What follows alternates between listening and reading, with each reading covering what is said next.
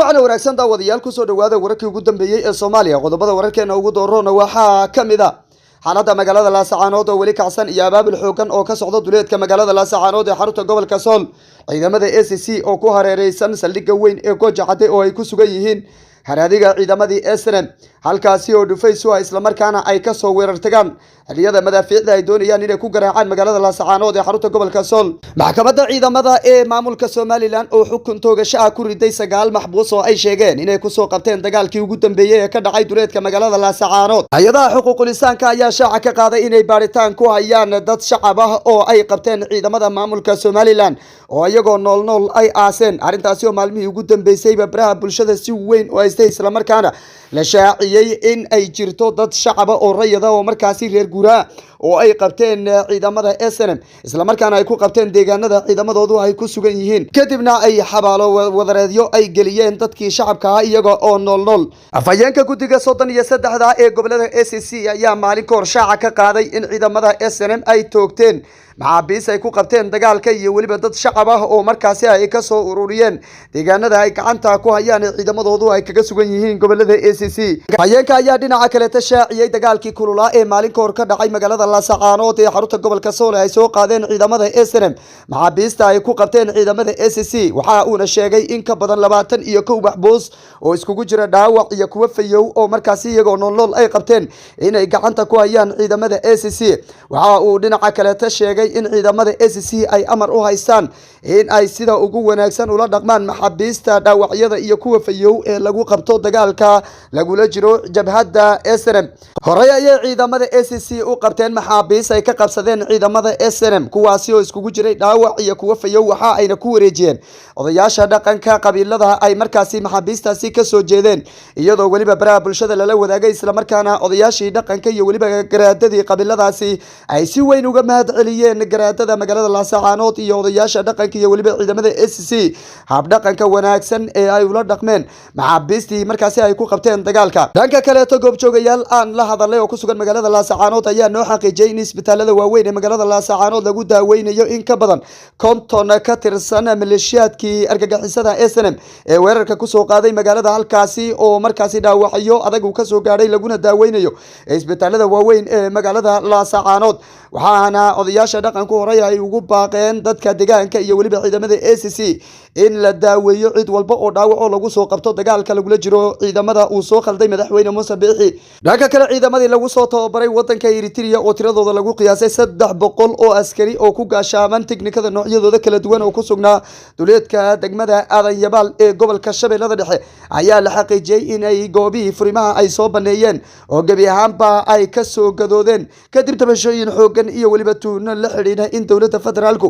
ay dayacday xuquuqihii ay lahaayeen ciidamada ku sugan furimaha hore ee dagaalka waxaana halkaasi gaaray oo ka hortagay gadoodka ciidamadaasi kadib markii laga warhelay taliyaha guud ee ciidamada xoogga dalka Soomaaliya taliye Odawa qodobadaasi iyo kuwa kale oo faahfaahinaya dawladda warkeena kaga bogan doontaan hadduu eebayd ma balse waxaan si qadarin iyo xushmad leh idinka codsanayna hadduu ina soo gaadho muuqaalka like saara oo share gareeyo la wadaaga saaxiibadiina kale to mahadsanideen aynu ku bilownay xaaladda magaalada Laascaanood ayaa weli kacsan abaabul xoogan ayaana ka socda duleedka magaalada Laascaanood ee xarunta gobolka Sool ciidamada deegaanka ayaana isku diyaarinaya dagaalka lagu soo afjarayo jabhadda SNM ee ku sugan saldhigga weyn ee Gooja Cadde ciidamada maamulka Somaliland oo lagu jabiyay dagaalkii maalin ka hor ka dhacay duleedka magaalada Laascaanood ayaana difaac xoogan ka xidhay isla markaana ku jira saldhigga weyn ee Gooja Cadde oo ku yaala duleedka magaalada Laascaanood ee xarunta gobolka Sool ciidamada deegaanka ayaana ku hareereysan saldhigga weyn ee Gooja Cadde oo ay doonayaan in ay dabka saaraan maadaama ay baaqi ay u direen ciidamada SNM ee halkaasi ku sugan ay gabi ahaanba ka dhaga adeeyeen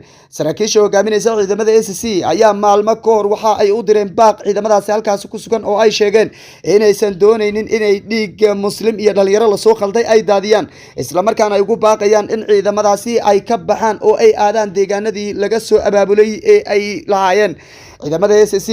ayaana go'aansaday in ay saldhigaasi weerar ku qaadaan iyadoo ay ka imaan karto khatar xoogan isla markaana la ogsoon yahay saldhigani inuu ku yaalo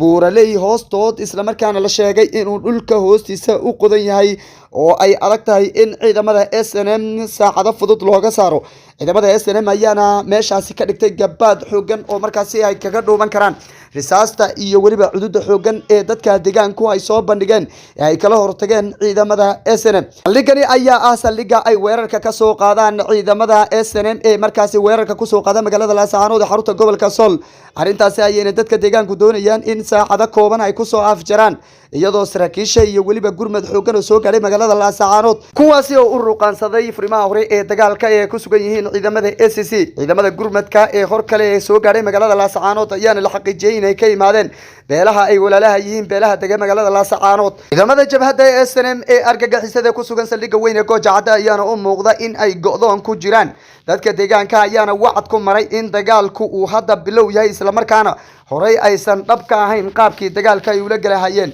iyadoo la ogsoon yahay hareeraha saldhiggaasi iyo waliba wadadan weyn ee isku xidha magaalada Hargeysa, Burca iyo waliba Caynaba in ay ku sugan yihiin qabiilada dega gobolada SSC. dadka deegaanka ayaana sheegay in ay go'doomin doonaan ciidamadaasi oo gabi ahaanba wadooyinkaasi ay xiri doonaan oo aysan mari doonin dhaawacyada iyo waliba dadka meydadka ee ay la cararaan ciidamada SNM. dagaalkii maalin ka hor ka dhacay magaalada Laascaanood ee xarunta gobolka Sool ayaa ahaa dagaalkii ugu dhimashada badnaa khasaaraha ugu badan lagu gaarsiiyay jabhadda SNM ee weerarka ku soo qaaday magaalada Laascaanood iyadoo 24 saac ee ugu dambeeyay baroordiiq xoogan ay ka socotay magaalada Burco, Gabiley iyo waliba Hargeysa. saraakiil sare oo ay ku dhaaranaysay maamulka Somaliland ayayna ku waayeen dagaalkaasi. saraakiisha maalin ka hor Somaliland kaga geeriyootay magaalada Laascaanood ee xarunta gobolka Sool ayaa la sheegay inay kor u dhaafayso 7 sargaal oo uu ka mid yahay sargaalkii lagu bedelay Nuux Basta Macaan oo isagu horay ugu fashilmay dagaalkii ka bilowday magaalada Laascaanood laguna jabiyay ciidamadiisa. waxaa dhanka kale isagana ka mid ahaa sargaalkii guud ee ciidamada la dagaalanka argagixisada ee RRU-da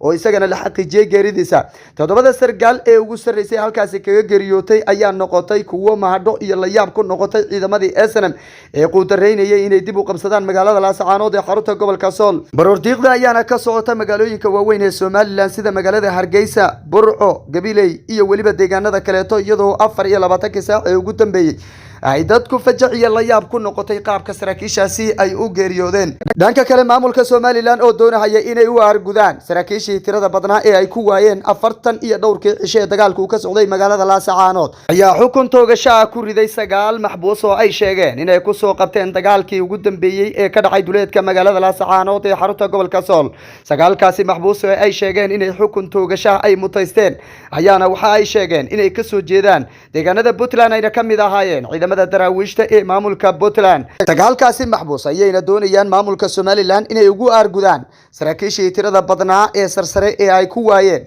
dagaalkii ka socday magaalada Laascaanood ee xarunta gobolka Sool. 9kaasi maxbuus oo waliba iskugu jira dad shacab iyo waliba ciidamadii SSC ayaa la sheegay in loo adeegsaday khiyaano qaran oo markaasi xeer ciqaabeedkiisu uu yahay 184, 185 iyo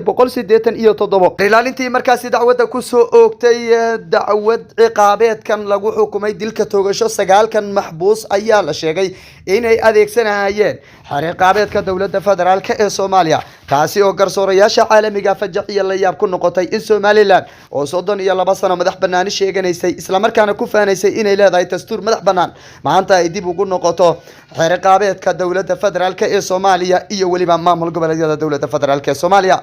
dhanka kaleeto hay'adaha xuquuqul insaanka ayaa shaaca ka qaaday in ay jiraan dad shacaba oo tiro badan oo markaasi ay soo qabteen ciidamada maamulka Somaliland kuwaasi oo la sheegay in xabaalo wadareedyo la geliyay oo ayagoo nool ay aaseen ciidamada maamulka Somaliland. si kastaba ha noqotee maamulkii 32 sano itiraafka raadinayay isla markaana dawladaha jaarku ay sida weyn u soo dhaweyn jireen ayaa u muuqda in uu lumiyay dhammaan taageerayaashii wadamada dariska beesha caalamka qaramada midoobay iyo waliba saaxiibadii caalamiga ah. waxa ayna u muuqdaan madaxweyne Muuse Biixi iyo xukuumaddiisu inay ku soo urureen Gabiley, Burco iyo waliba Hargeysa oo kaliya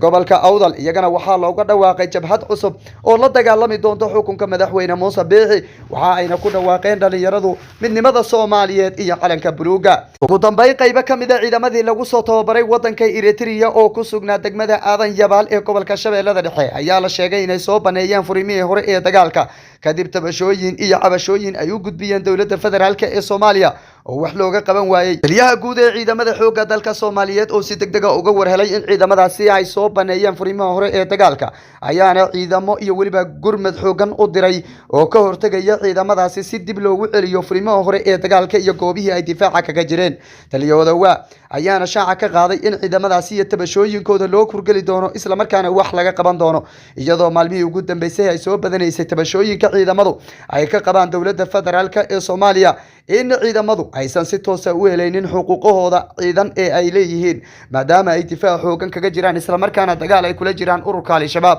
ciidamadan oo tiradooda lagu qiyaasay 300 oo askari isla markaana ahaa ciidamadii lagu soo tababaray wadanka Eritrea ayaana gabi ahaanba soo baneeyay furimihii markaasi ay difaaca kaga jireen. taliyada waa ayaana shaaca ka qaaday in ciidamadaasi ay xogtooda heleen isla markaana si degdeg ah wax looga qaban doono tabashooyinka iyo waxyaabaha ay ka tabanayaan dowladooda federaalka ee Soomaaliya. qodobadaasi ayaa daawadayaal barnaamijkeena ugu dambeeyay tan iyo midka xiga intaan ku kulmayna waxaan idinka tagayaa amaana Allah.